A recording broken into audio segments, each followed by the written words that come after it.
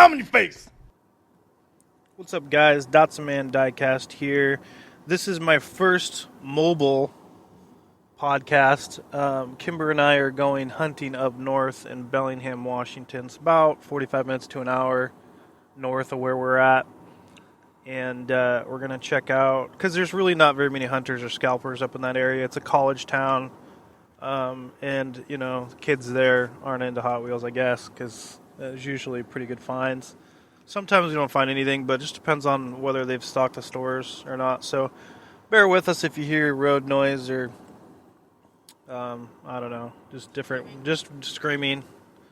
Kimber, you know, road raging.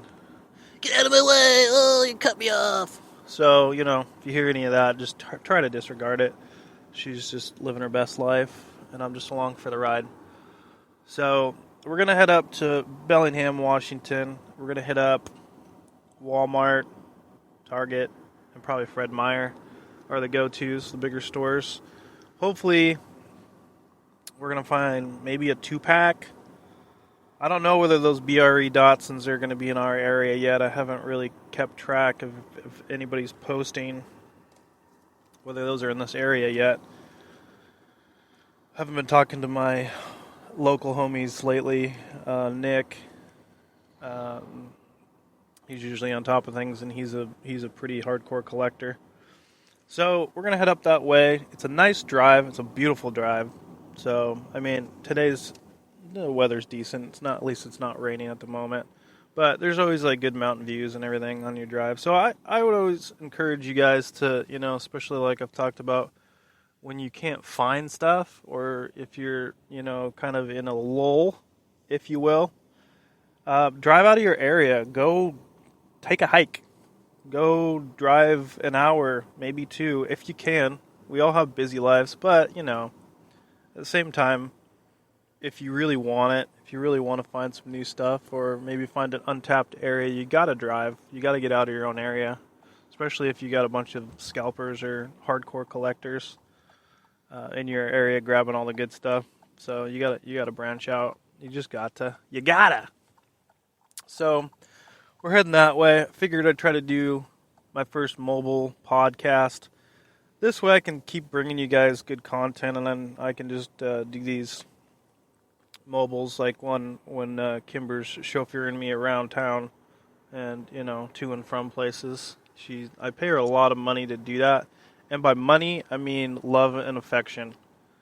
And I'm going to start paying her in Hot Wheels as well, because I have a lot of those, and I'm going to have to get rid of some anyway. So, yeah, she's going to get paid on Hot Wheels.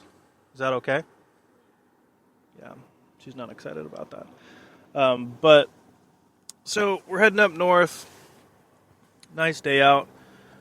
Christmas time is coming up. I kind of have a challenge for you guys. A couple different challenges. One challenge is to, whenever you pick up a mainline car, or any car of that matter, so it's going to be buy one, give one. So when you pick up a car at Target or Walmart or wherever, I encourage you, whenever you buy a Hot Wheel, pick up another one for a kid, for kids, for less fortunate kids. So, I mean, if you pick up 5 Hot Wheels for yourself, go pick out 5 for kids and start a pile. And I think that's a really great thing would be a great fun thing to do during the holidays, just to do on your own. You don't have to send me any cars. You don't have to, it's not something I'll be involved in. It's going to be something you're going to do on your own. So I encourage people to do that. I know a lot of you guys do that anyways, give cars into your time and stuff like that during the holidays. Another challenge to do for people in your lives that you love, or people that are into diecast, or maybe people that, I would say especially the people that aren't into diecast, to take some of your own time and make a custom, to branch out. Like we've talked about before, you know, we all know Hewitt's Hot Wheels. Come on, man. Elvis. You know, we all know Hewitt's. If he wouldn't have taken a leap of faith out from watching my wheel swap video, and he start doing customs, we wouldn't have Hewitt's Customs today. So he did a wheel swap. Then that wheel swap turned into stripping the paint off, repainting it. Then that turned into making wheelie bars and NOS bottles and all that kind of stuff. So you don't know whether you like something like that or if that's your thing until you try it. So I encourage everybody to try customizing a Hot Wheel. It's really not that complicated at all. If I can do it, you can do it. Kimber's going to take a shot at it. She's excited to do that. We'll do that at some point this week. Make a video on it. But she'll at least, drill out the rivets. It all starts with just drilling out the rivets with, all you need is a drill and a couple drill bits. And you drill those out, you get the car apart, and then it's go time from there. It's really not that hard. So I encourage all you guys to make a custom Hot Wheel for someone in your life that you care for. Whether they like Hot Wheels or not, I think it's a really cool thing. And it could very well get them into Hot Wheels because they can be like, wow, this is really cool. And, I would encourage you to give them the car that before and after. They'll have two of those cars, If you're doing like a mainline Camaro or Corvette or a Datsun 510, in my case, to give them the original car and to give them the custom so they can see what happened, the amount of work that went into it. Even if it's just a wheel swap and maybe touching up the headlights and adding taillights and, painting under the car, the exhaust so people can see it. Just basic stuff like that. So I have a tutorial video on wheel swaps on YouTube. I've got a tutorial video on basic touch-ups. I still need to do a video on putting the screws in instead of the rivets. But for the time being, you can use JB Weld, or you can use. There's a lot of different methods you can use, but usually a lot of people use JB Weld or kind of a cement, like a rubber cement kind of a deal, to put the car back together, and you can just paint over it. If it's a black base or silver base, you can just use a pen for that. And, you can go to Hobby Lobby or Target or Walmart and to their little hobby or paint section and pick a lot of that stuff up for pretty cheap. So once you get started and if you get into it, it's never ending. But, myself, I kind of come and go from customs. Sometimes I prep them, put them away, and then I don't touch them for a while. But I definitely want to be able to have at least a couple customs ready for the holidays to give to people. I've got a Datsun 510 wagon. I'm going to do a polished one, a BRE one. I did one for David at Twice Diecast. Let me go ahead and make you a custom. So it's an honor to say, it's an honor for me. Like, David says that's his favorite custom that anyone's ever sent him, and people have sent him a lot of customs. And it's really cool to hear that, that's his favorite one, because I really knew he was going to appreciate it. And there's a lot of, I think one of the main reasons he loves that one is because of the time and effort that went into it, because I did spend a lot of time on that one. It's like a 9-stage polish. But for me, there's something about polishing diecast that calms me down, So I just like it. That's my deal. Everybody's got their own thing that they like to do, whether it's weathering and rusting, put some rust on them. It's all. There's so much time for you to get into that kind of stuff, though. Just like different hobbies. There's so many, with Hot Wheels, there's so many doors you can open to modifying, to collecting, to racing. They've got all these people doing the racing channels. You got King Nut doing a gauntlet, and you've got Liver Diecast. Brandon, he does his races. He's been doing that for quite some time. And that's a lot of fun to get into that, especially if you got kids. And maybe you and your kids don't have a common ground, or there's some, they don't. I mean, what kid doesn't like playing with Hot Wheels, like racing them? I mean, there's going to be kids that aren't into it. Maybe they want to go play video games. But for me personally, when I do have kids, because I don't have any kids, but when I do, I want them to be doing things that are like fine motor skills, playing with things, having fun, using their imagination, not just playing video games, because that's kind of just, in my opinion, I've done a good amount of that over the years, but I was always, just did it here and there, didn't make it a all the time thing, because I think it's kind of a waste of time. It can be a big waste of time if that's all you do. Granted, nowadays there's, online chats and stuff like that, you can make friends, but I'm getting off track. I just, it's nice for your kids and your nephews and stuff like that to play with things, and have that social interaction with each other and with adults and stuff like that. So racing's really cool. So I'd like to get into that more, get a big track, and start my own little gauntlet thing eventually. Of course, I gotta move first and find some extra space. But that's a lot of fun racing these things, because I think that's kind of how they started out. Hot Wheels, in the intent of racing them on a track. But as time went on, as we all know, they've become very collectible, and that's not why a lot of us do it. It's not price-wise, but it's just it's the chase, it's the hunt, to find just like me finding those Rebels Hot Wheels, or not Hot Wheels, they're Johnny Lightning is the company that makes them. But it's a new avenue. You can find new stuff all the time that you didn't know existed. I mean, these are like these little Rebel ones that I just showed you guys in my garage sale hunt video.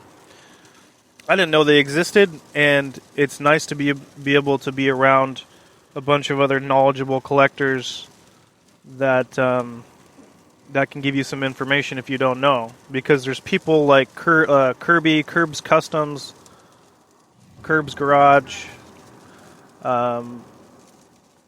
He knows so much about the older Hot Wheels, the red lines, the vintage ones, the Baja Breaker.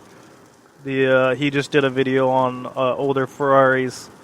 Now, not everybody has, when it comes to YouTube, everybody's got their own channel, their own spin on things. I really like his channel because there's nothing flashy and there's no editing or anything like that in it, just like Hewitt's. But if you want to go learn about diecast, especially vintage diecast, go check out Curbs Garage on YouTube. He's a smaller channel, like we all were at one point. I still consider myself a smaller channel on YouTube compared to some other huge channels, but I don't ever want to lose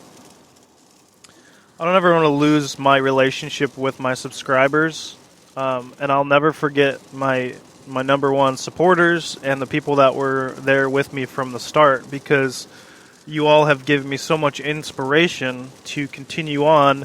The constant positive feedback, I think that's what we really need to do for each other, is positive feedback. Even if you don't have time to watch somebody's full video or listen to a full podcast, when you give people the watch time and the positive feedback, sometimes a little bit of negative feedback, and I'm saying constructive feedback, not negative, but maybe you tell them like, hey, I couldn't really hear you very well. I turned the volume all the way up. I still couldn't hear you. That stuff's needed, because we've all been there, and I still get that from people, and I appreciate it. I'm never gonna get defensive or mad at somebody for saying hey, something's up with your microphone or the video pod. Just things that I didn't notice when I was putting it together, because I think that's really helpful. If you're starting a YouTube channel, or you're starting a podcast, or you're new to Instagram, which is its own monster, you really just have to try new things. If something's not working for you, stop doing that. Try something else. So it goes. I mean, that goes for so many different things. For me, when I detail cars, because I do a lot of detailing, I'm planning on starting my own business one of these days, full time. if something's not working, stop doing it. So, and same with if you're hunting for Hot Wheels. If you're going to the same places in your town and it's not working for you, stop doing it. Try something else. Branch out. Go out of your city. Go to different cities. Take a road trip.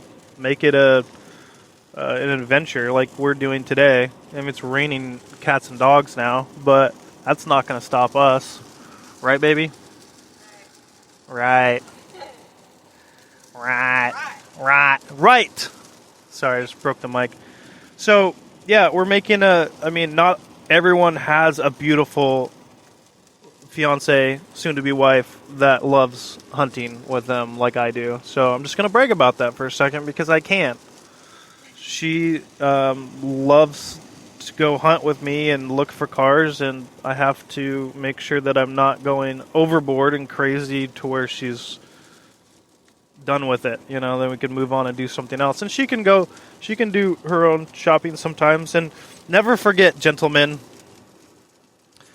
that when you go to Walmart or Target and you're hunting for Hot Wheels and your wife goes with you or your girlfriend or whoever, let them go do stuff with them too. If they need to go check out pillowcases or lotion or whatever, just go and let them go do their thing. And, they can choose to either go by themselves or go with them. And you just be patient because they're patient with your crazy hobby. So, and this is going to be something that just me saying this out loud is a good reminder to myself because we all get complacent sometimes with that kind of stuff. So, just remember that, they've got their own things that they like to do, whether it be a hobby or not. For women, they've got different things they like to do. I mean, like throw pillows. So why are there so many pillows on the bed? There's no room for us to... No, we don't have that issue, but there's a lot of pillows. Throw pillows, candles, various creams and lotions, hair products, skincare products, makeup. A lot of women love this kind of stuff. And I haven't got into makeup yet. I don't think I'm going to. I don't think it's something I'm going to get into. Because once I put the eyeshadow on and the base and everything, I'm going to look like RuPaul after that. And it's not going to be good. And Kimber's going to find somebody else. And it's, that has better makeup. I don't know. Anyways. So everybody's got their own little hobby thing. Not everybody, your significant other is not necessarily going to be into it like you are by any means. Kimber likes doing it. She loves my passion for it.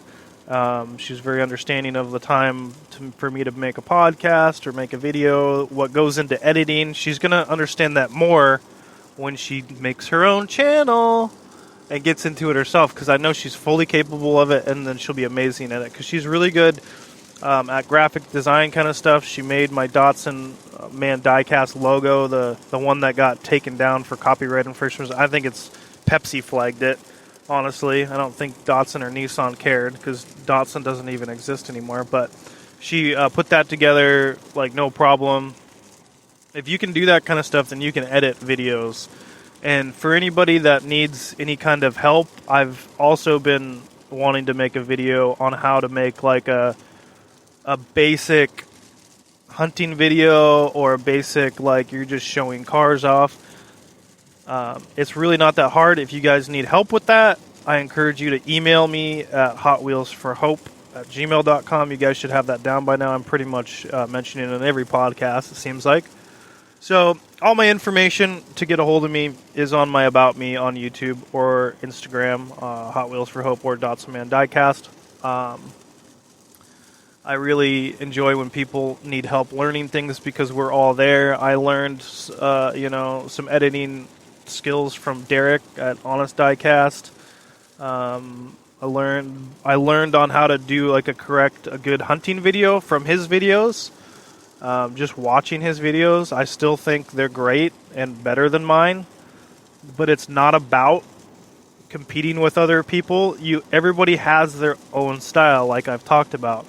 So you don't even have to say anything in your hunting videos. You can just, go along. But like I've always said, if you're considered doing a hunting video, I highly encourage you to make sure your phone is flipped to the horizontal position. If it's up and down, you're cutting off your whole screen, and try to keep it steady. And try, if you are talking, if you do want to talk in your videos, I would really encourage you to get a mic. They're cheap. You can get them for like $5 or $10 at Walmart in the vlogging section. And you could also get one of those to do your own podcast or whatever. If you want to do a podcast, if you don't think you have like a lot to talk about, just make a list of things you want to talk about. And it may take some time to get a following. Like, for me, it's going pretty well so far. But for me, I'm just basically making this podcast for a lot of my subscribers that I've gained over, the last 8 months on YouTube. And I love that people are loving it, and that they have something to listen to while they're, at work or driving to or from work or at the gym or wherever. Or maybe they're listening to it while they're hunting. I don't know. But it's, like I said, if you want to do something like that, I encourage you to do it. To kind of get past yourself and to do it and not worry about what people are going to think, because there's always going to be people that are going to try to bring you down. Like my last podcast, I just telling people not to rain on other people's parade, because we all start somewhere. Like when our first YouTube video, our first podcast, it's always rough. It's always going to be rough. And I need everyone to understand that, because if you are thinking that it's going to be something amazing and it's going to get 2,000 views and you're going to blow up from your first video, that's just false. That's not even close to being right. And that's okay. Because, starting your first video, it's not going to be good. And just embrace that. And then YouTube has all these different things you can do. It's got analytics. You can see who's watching it, from what country, what age range, what, male, female, what, there's all this information. You can see when people are on most. I mean, for example, for myself, most of my subscribers are on a consistent basis of almost every day, 4 o'clock my time to like 6 o'clock. There's most of my subscribers are on. So I want to post a video at that time, because I want my subscribers, especially my longtime subscribers, to see it, to be first at it, So the same goes, and it's different for everybody else, because you got people like David at Twice Diecast. He's got a lot of international subscribers, people from Europe and all over the world. And I'm starting to gain more, which is awesome, because I really love that, the diversity of that. But his subscriber, he posts his videos at 10 p.m. at night. Well, that's at least where I'm at. I think it's probably somewhere around like 1 a.m. or something like that. But he knows when his subscribers are on.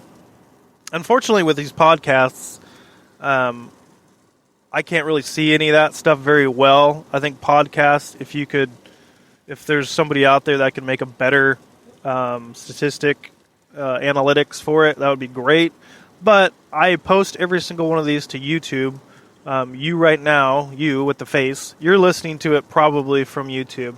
But I've definitely got some new people from just out on Spreaker, Spotify, all these different podcast sources. So once you become more familiar with your subscribers or your listeners, you can start posting at specific times. You can give them specific content. I would like to ask you guys more, and you can put this in the comments below. What would you guys like to hear?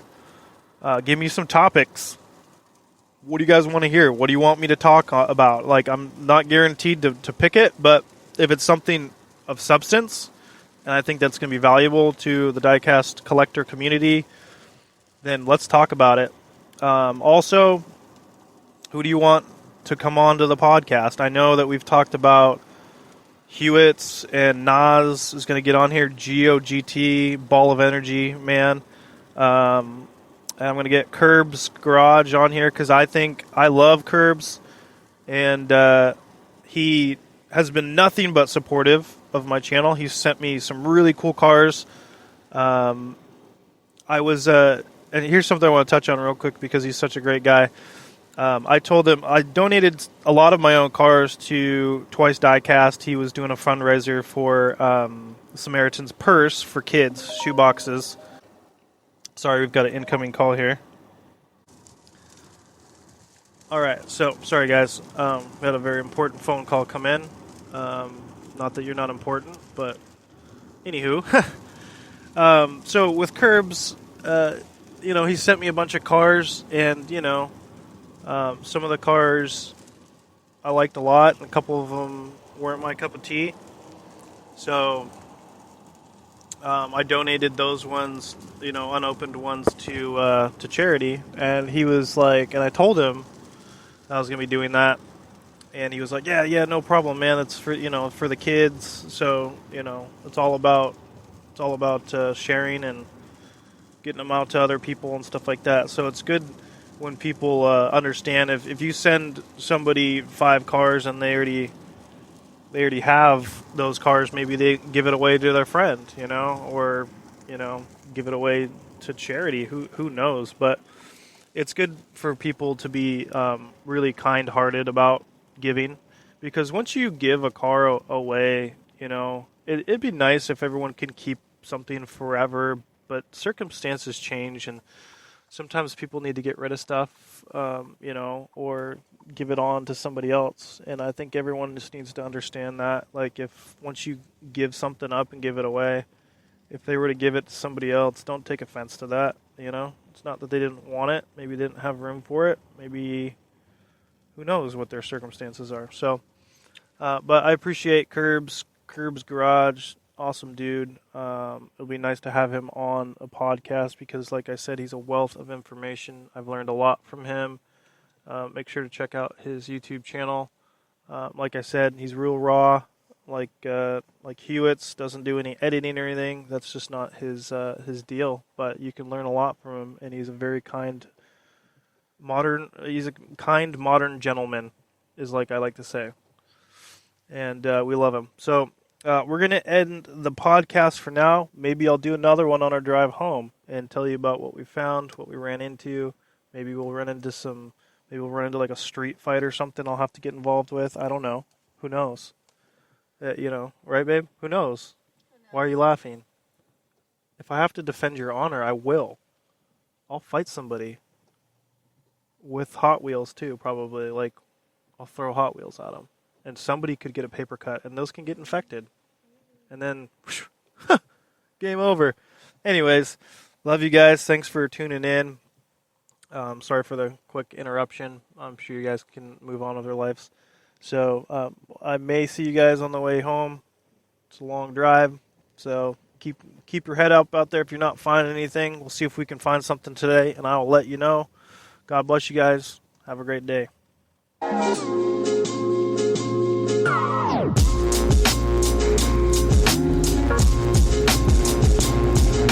I'm in your face.